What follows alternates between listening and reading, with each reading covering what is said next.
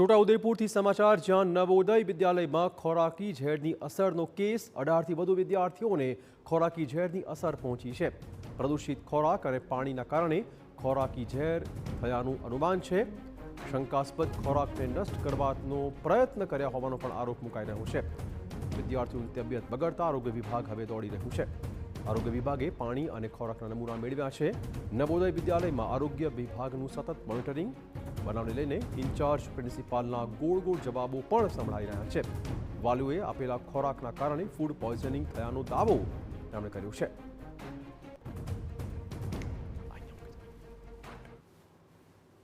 कि बॉयज के पेरेंट्स बहुत सारा नाश्ता लेके आते हैं, तो नाश्ता लेके आने के बाद ये लोग वही खाते हैं, पुराना खाना खाते हैं डॉर्मेट्री के अंदर, और नहीं अलाउड नहीं है। फिर भी संडे को इतने सारे पेरेंट्स आते हैं, आप एक बार आके देख लीजिएगा।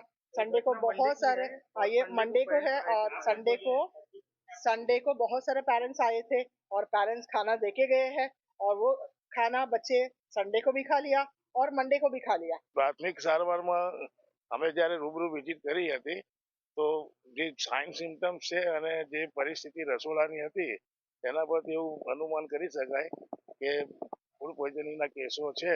એટલે ફૂડ પોઈઝનિંગના કેસોમાં એવું છે કે 24 કલાક દરમિયાન એવું વધતા હોય અને 24 કલાકથી 48 કલાકમાં ઘટતા હોય। એટલે અમારી ટીમ અહીંયા 72 કલાક સુધી કાર્યરત રહેશે।